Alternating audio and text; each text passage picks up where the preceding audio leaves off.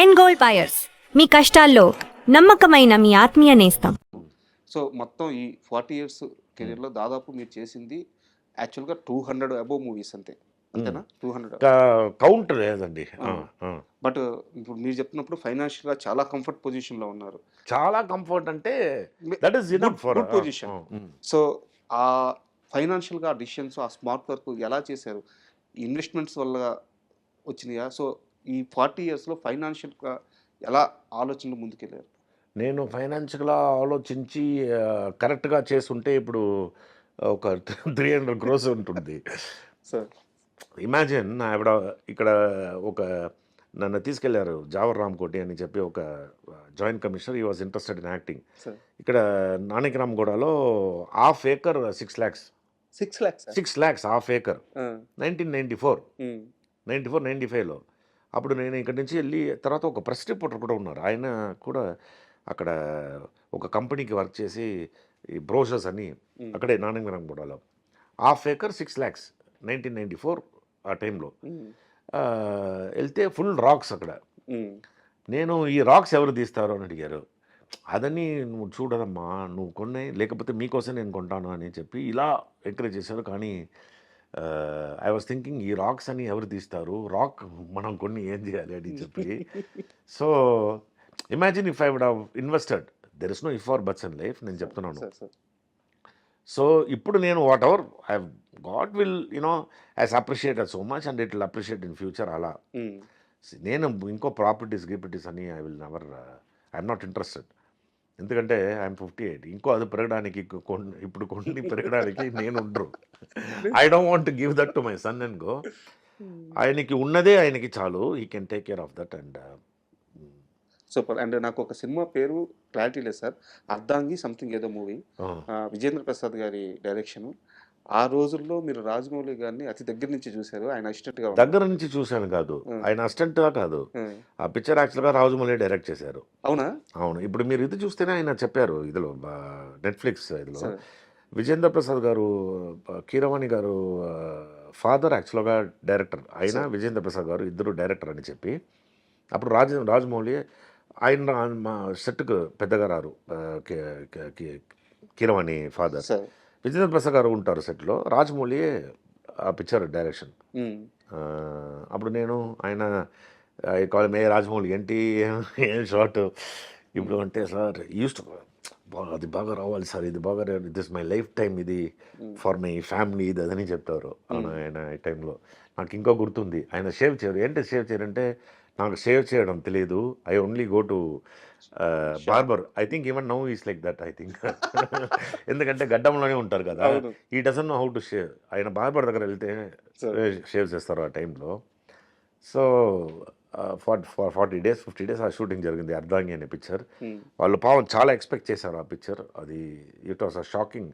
And తర్వాత నా ఇంటి పక్కనే శరమాభవన్ ఒక హోటల్ ఉంటుంది, అది పక్కనే రాజమౌళి గారు ఆయన ఫాదర్ స్టే చేసే అతను, నా ఇంటి పక్కనే.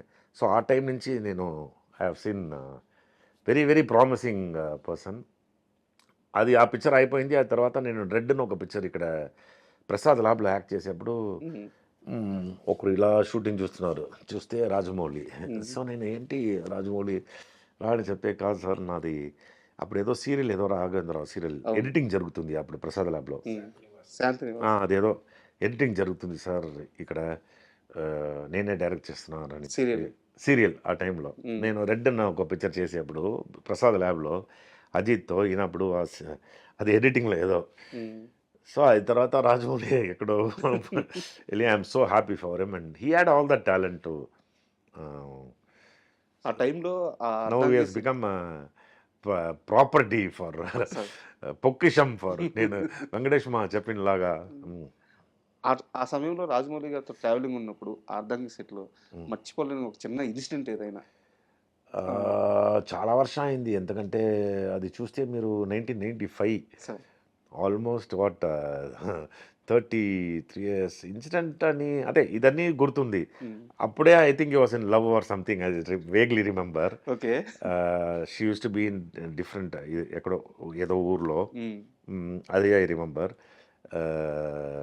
Then he never use to shave, he'll only go to barber ఇది అని షేవ్. స్వీట్స్ ఆయన father always he'll give sweets తీసుకొని ఇదని we all thought that movie will definitely become a success అని చెప్పి unfortunately it did work out for. But అదన్నీ success అయితే నేనే ఎక్కడో వెళ్ళేవాళ్ళం కదా. బట్ వారి నెక్స్ట్ పిక్చర్ రాజమౌళి పెట్టి తీసేవాళ్ళం అయితే కరెక్ట్ కూడా, ఎందుకంటే ఆ టైంలో ఆ ట్రావెలింగ్ అలా ఉంది. అవును, ఎందుకంటే నెక్స్ట్ ఫిల్మ్ అంటే విడ్ బికమ్ మోర్ క్లోజ్, అలా that didn't happen. But destiny అంతే అంతే. ఎనీహౌ నేను అప్పుడప్పుడు చెప్తాను రాజమౌళితో నేనే ఫస్ట్ వర్క్ చేశానని. Super sir. అండ్ యాక్చువల్గా ఇప్పుడు జనరేషన్ డైరెక్టర్స్ని తీసుకుంది సార్, అంటే తమిళ్ అయినా సరే తెలుగులో అయినా సరే. సో ఒక డైరెక్టర్ అద్భుతంగా వర్క్ చేస్తున్నారు, మీకు అతనితో వర్క్ చేయాలని ఉంది. 40 years ట్రావెల్ ఉన్న ఆనంద్ ఆ డైరెక్టర్ దగ్గరికి వెళ్ళి ఛాన్స్ అడుగుతాడా అడగడా? డెఫినెట్గా అడుగుతాను. ఇప్పుడు వెంకటేష్ మా దగ్గర ఎలా అడిగాను అలా నాకు ఈ ఈ పిక్చర్ చేసిన వెంకట్ అల్లూరియా సార్, వెంకీ అట్లూరి, తర్వాత చాలా మంది ఉన్నారు సార్. మీరు చాలా మంది డైరెక్టర్ పేర్లు చెప్తున్నారు, సినిమాలు చెప్తున్నారు, రెగ్యులర్ గా ఫాలో అవుతారా, చూస్తారా సినిమాలు రెగ్యులర్? మంచి పిక్చర్ చేసే వాళ్ళందరూ నాకు తెలుసు. మంచి పిక్చర్ ఎవరు తీస్తారో వాళ్ళు డెఫినెట్గా ఒక ఫీల్డ్లో ఉంటే తెలియాలి, లేకపోతే you don't fit to be in the field కదా. ఎందుకంటే మనం ఏ మంచి పిక్చర్లో యాక్ట్ చేయాలని ఆలోచించేప్పుడు మంచి పిక్చర్ చూస్తాను కదా, అప్పుడు ఆ లిస్ట్లో ఉంటుంది. సో వీళ్ళందరూ లిస్ట్లో ఉంది. నాకు చాలామంది డైరెక్టర్స్, మంచి డైరెక్టర్స్ లిస్ట్ ఎప్పుడు నా బెడ్రూమ్లో ఉంటుంది. రోజు అడుగుతున్నా ఎప్పుడు ఫోన్ చేస్తారు, ఎప్పుడు పిలుస్తారు అని, వెంకటేష్ మాల్ లాగా. So it will come. So ఈ మధ్య కాలంలో మీకు బాగా నచ్చిన సినిమా సార్?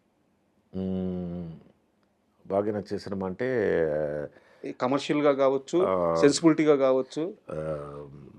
మనం ఇప్పుడు మాట్లాడాం కదా డైరెక్టర్ వెంకీ అట్లూరి ఫిలిం, ఈయన యాక్ట్ చేశారు కదా మమ్ముటి సార్, లక్కీ భాస్కర్.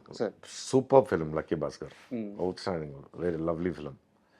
తర్వాత ఫ్యామిలీ మ్యాన్ ఎపిసోడ్ చాలా ఉన్నాయి. నేను ఒక రోజుకి 3-4. దురంధర్ చూసారా? ఫస్ట్ డే ఫస్ట్ షో అండి. అవునా? దురంధర్ అన్ని ఫస్ట్ డే ఫస్ట్. నేను అన్ని పిక్చర్ ఇలాంటి మంచి పిక్చర్ అని first day first show. 8 o'clock 7 o'clock ఉంటుంది కదా, 6 o'clock ఉంటే కూడా వెళ్తాను. So I don't miss any movies.